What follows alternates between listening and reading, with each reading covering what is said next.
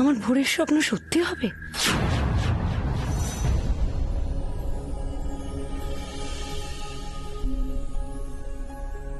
লোকনাথ কোথায় মা? ঘুমোচ্ছে বুঝি? ওকে একবার ডাকো দেখি। এত সকালে লোকনাথকে কি দরকার আছে চিদের? খুব জরুরি দরকার মা, খুব জরুরি দরকার। ওকে একবার শিগগিরই ডেকে দাও। ওকে নিয়ে এখনই একবার ধ্যানে বসতে হবে। স্বয়ং শিব ও শম্ভুর ইচ্ছা মা, আজকের এই ধ্যান হয়তো ওর জীবনের গতিপথটাই পাল্টে দেবে। স্বয়ং শিব ও শম্ভু ওর জন্মদিনে ওকে রুদ্রাক্ষের মালা উপহার দিতে চেয়েছেন। এ কি কম ভাগ্যের কথা? এ কজনের কপালে জোটে মা? জোটে না, জোটে না। মা, আমাকে ডেকে দাও মা, শিগগিরই ডেকে দাও।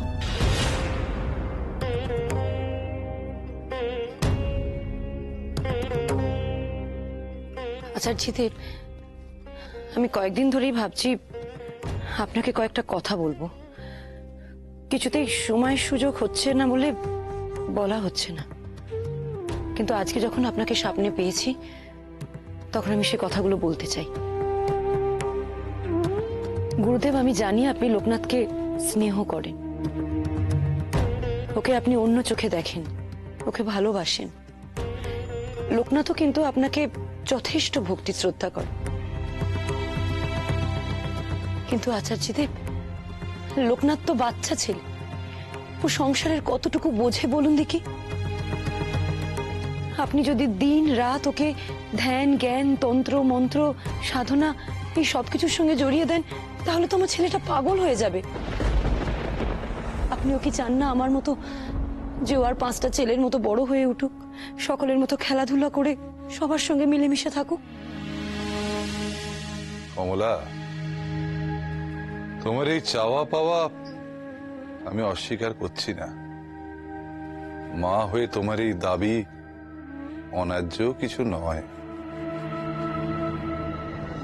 সাধারণ সংসারী মানুষ এসব নিয়ে সুখেই থাকে।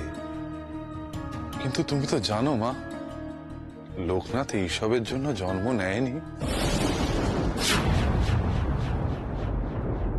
ওর সঙ্গে আর 5টা ছেলের কোথায় তফাৎ তুমি জানো না মা? এত অল্প বয়সে ওর যে বিচার বুদ্ধি, জ্ঞানগম্যি, যে অলৌকিক ক্ষমতার অধিকারী ও হয়েছে, এ তুমি আর কার মধ্যে পাবে মা? এ তো ভগবানের ইচ্ছা। আপনার সাথে আমি কথায় পারবো না গুরুদেব, আর সে সাধ্যও আমার নেই। কিন্তু মা হয়ে আমার ছেলের জন্য আমি এইটুকু চাইতে পারবো না?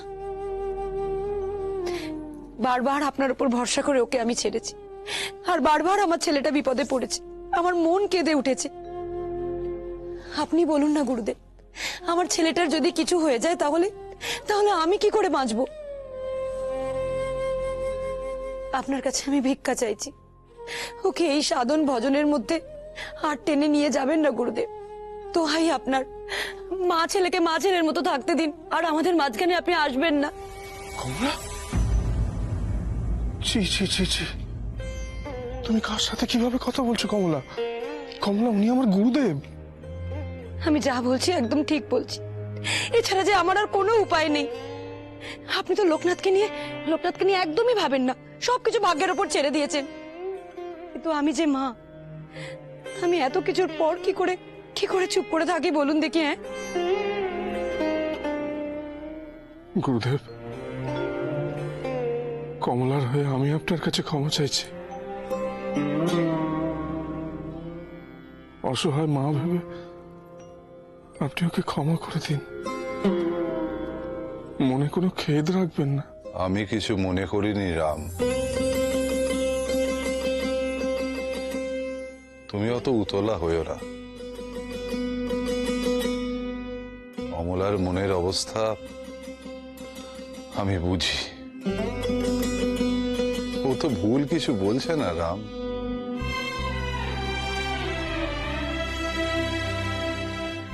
সত্যি তো, সন্তানের ওপর মায়ের অধিকার সব থেকে বেশি হওয়া উচিত। কেন গো গুরুদেব?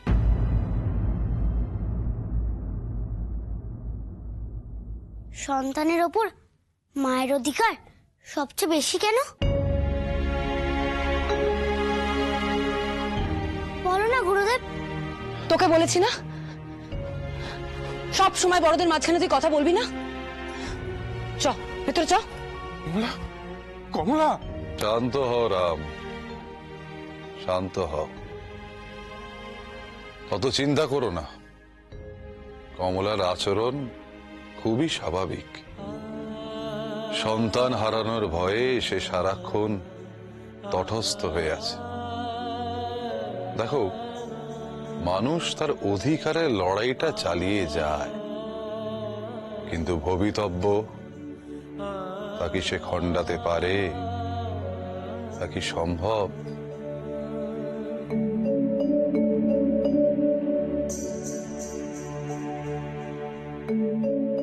ও হ্যাঁ, আর একটা কথা, মানুষের ওপর কার অধিকার সব থেকে বেশি সেটা জানো? তার অদৃষ্টের। তার হাত থেকে কেউ রেহাই পায় না, কমলাও পাবে না। এই শোক তাকে বহন করতেই হবে।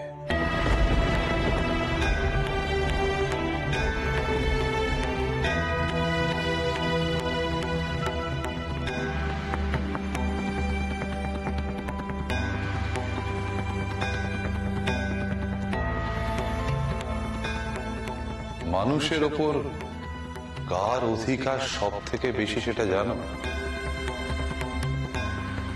তার অদৃষ্টের। তার হাত থেকে কেউ রেহাই পায় না, কমলাও পাবে না।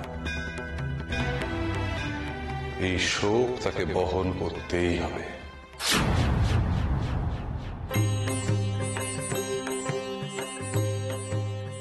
জয় নন্দগোপালের জয়, জয় নন্দগোপালের জয়।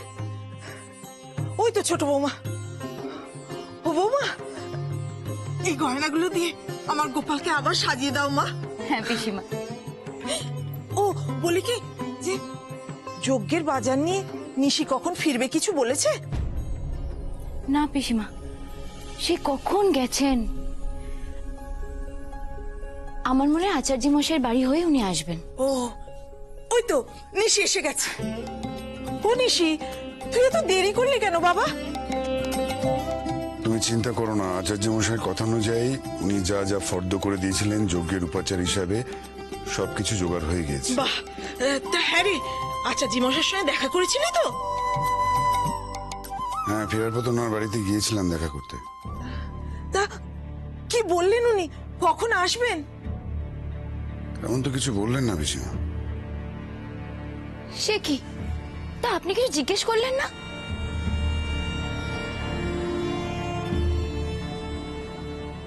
ওনাকে দেখে খুব চিন্তিতই মনে হলো। কালকেও যেভাবে কথা বলতে বলতে হঠাৎ করে উঠে চলে গেলেন, তখন থেকে আমার মনটাও খচখচ করছে। কি হয়েছে কিছু কি? আমার মনে হচ্ছে লোকনাথকে নিয়ে উনি খুব চিন্তায় আছেন। সে কি, লোকনাথকে নিয়ে? লোকনাথের জন্মদিন তো, তাই হয়তো। হতে পারে ছোট বউ, কিন্তু আচার্য মশাই কাল রাতে ঠাকুর মশাইকে বলেছিলেন ওনার বাড়িতে আসার জন্য, কিন্তু ঠাকুর মশাই ওনার বাড়িতে আসেননি। ও মা, ও নিশি কি বলছিস? ঠাকুর মশাই আচার্য মশাইকে বড় শ্রদ্ধা করে, বড় সম্মান করে, আর আচার্য মশাই বলেছেন ঠাকুর মশাই আসেননি? আচার্য মশাই আমাকে বললেন আজ নিজে একবার লোকনাথের বাড়িতে যাবেন। আমিও ভাবছিলাম আজ একবার কমলার সঙ্গে গিয়ে দেখা করে আসবো। জানি না কেন হঠাৎ করে লোকনাথের জন্য মনটা বড্ড উতলা হচ্ছে আমার। বড়বৌদি, আমিও যাব তোমার সাথে।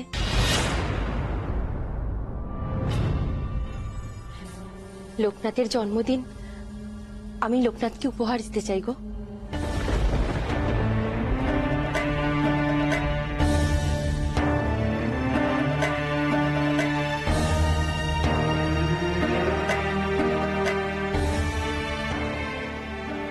ও মা, তোমরা সবাই এত অবাক হচ্ছ কেন গো? আমি কি লোকনাথকে কিছু দিতে পারি না? না না, তা কেন হবে ঠাকুরজি? তবে শুনলে না কাল আচার্য মশাই কি বললেন? লোকনাথের এসব জিনিসে কোনো মোহ নেই। আমি তো যাচ্ছি এমনি লোকনাথকে একবার দেখে আসতে, উপহার দিতে নয় ঠাকুরজি। আর তাছাড়া সন্ধ্যাবেলা ওদের সবাইকে তো নিমন্ত্রণ করতে হবে, সেই জন্য। তা হোক, আমিও যাব তোমার সাথে, আমিও যাব।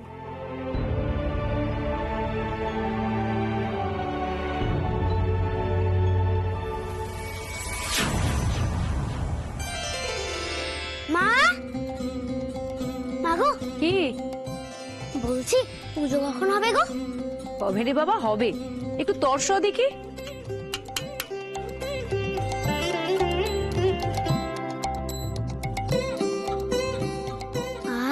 মা,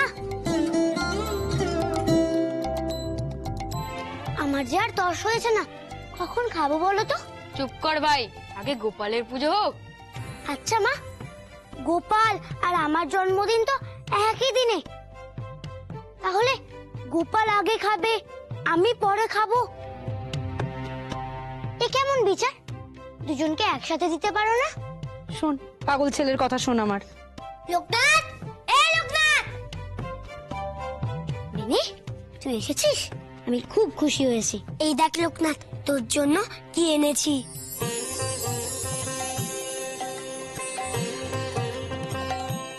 কাকি, লোকনাথের জন্য পূজার ফুল এনেছি। দে। আচ্ছা শোন, অন্য পায়েস খেয়ে তবে বাড়ি যাবি। না গো কাকি, আমাকে এখনই বাড়ি যেতে হবে। মা কেন? আমি যে মাকে বলে আসিনি। শোনো, মেয়ের কথা শোনো। ভাইয়ের জন্মদিনে এসছে আর ও নাকি পায়েস না খেয়ে চলে যাবে। এই কখনো হয় নাকি রে পাগলি? মা, আমি আর বেনি স্নান করে আসি, আসার পথে অন্য বন্ধুদেরও ডেকে আনবো। পায়েস দেবে তো? নিশ্চয়ই দেব, যা। এনো, দে। চল। আচ্ছা শোন, এটা নিয়ে যা, সাবধানে যাবি।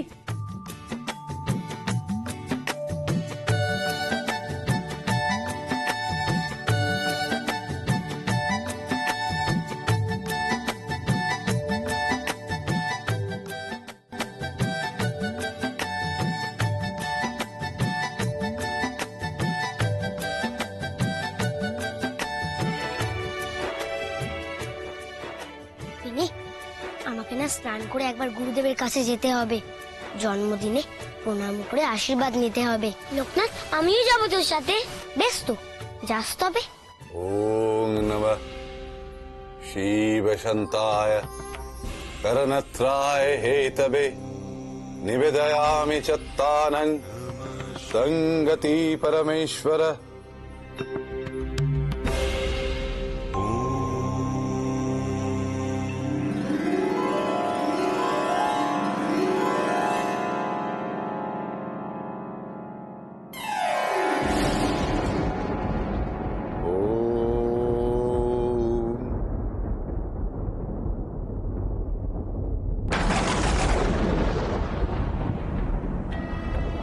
আরে, এ তো রুদ্রাক্ষের মালা।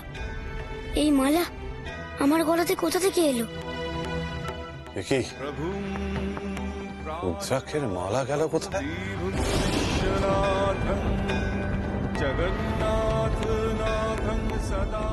বুঝেছি ঠাকুর,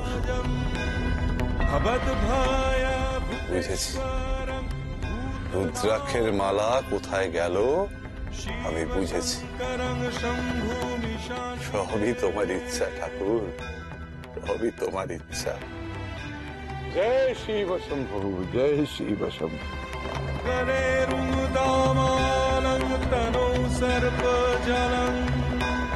মহাকাল কালম গণেশাদিপালম জটাজুট গঙ্গোত্তরম। ভাই, এখানে দাঁড়িয়ে কি করছিস? চল, মা ডাকছে। পায়েস খাবি না? এ কি রে লোকনাথ, তোর গলায় রুদ্রাক্ষের মালা কি করে এলো? তুই যখন ঘর থেকে বেরোলি তোর সাথে মালাটা ছিল? না না, জলে ডুব দেওয়ার পর থেকে দেখছি আমার গলায় একটা রুদ্রাক্ষের মালা। ভাই চল, তোর দেরি হচ্ছে দেখে মা খুব আবার দুশ্চিন্তা করছে। কিন্তু মন্দিরে যাবি না? এই যে বললি গুরুদেবকে প্রণাম করে আসবি। না রে, মা কাল থেকে আমার জন্য খুব চিন্তা করছে। আগে একবার মায়ের সঙ্গে দেখা করে আসি, তারপরে না হয় মন্দিরে যাব। কাল থেকে নয় রে ভাই, যবে থেকে মা শুনেছে আমি হারিয়ে গেছিলাম সেই দিন থেকেই মা দুশ্চিন্তা করছে। বাড়ি থেকে ঘুরে এসে গুরুদেবের কাছে যাব। এখন বাড়ি চল।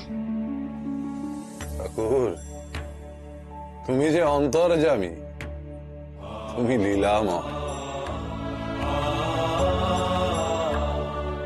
আমি জানি তুমি যা করবে ভালোর জন্যই করবে।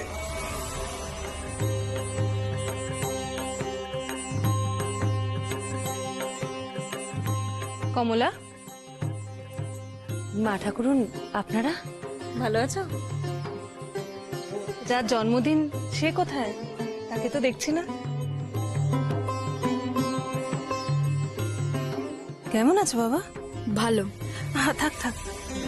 এনারা হঠাৎ এখানে এই সময়?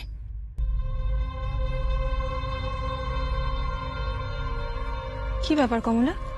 শরীর টরীর খারাপ হলো নাকি আবার? নিশ্চয়ই দুশ্চিন্তা শুরু করেছো আবার কিছু একটা নিয়ে। না না মা ঠাকুরুন, আমি একদম ঠিক আছি।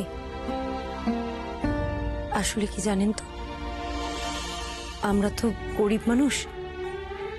এরকম গরিব মানুষ আমাদের গায়ে অনেক আছে, যাদের বাড়িতে ছেলের জন্মদিন ওই নামমাত্র মুখে পায়েস দিয়েই পালন করা হয়।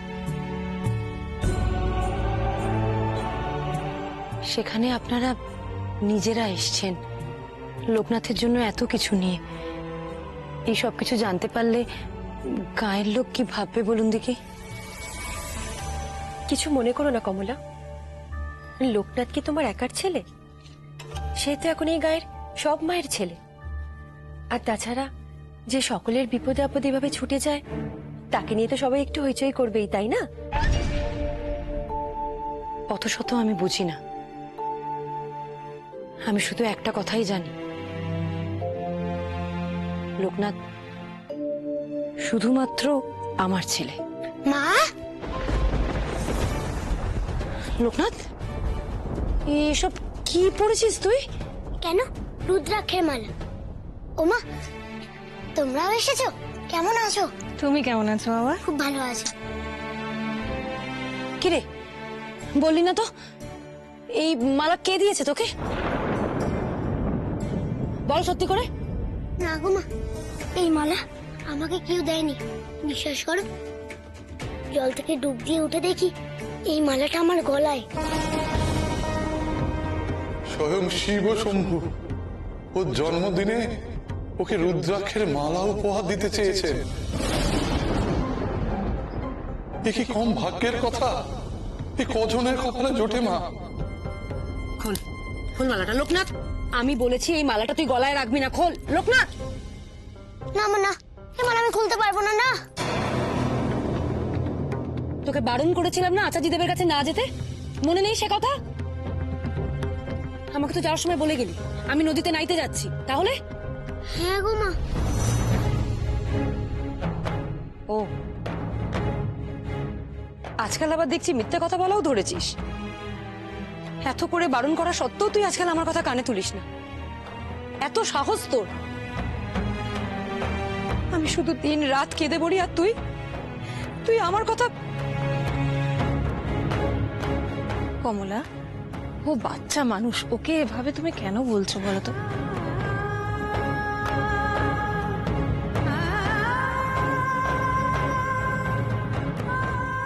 আজ রুদ্রাক্ষের মালা গলায় পড়েছিস, কাল দেখবো লোটা কম্বল নিয়ে বাড়ির বাইরে বেরিয়ে পড়েছিস। মার কথা তোর একটু মনে পড়ে না? না রে লোকনাথ, তোকে যে এত বারণ করি, আমার কষ্টের কথা তোর তোর একবারও মাথায় আসে না? না,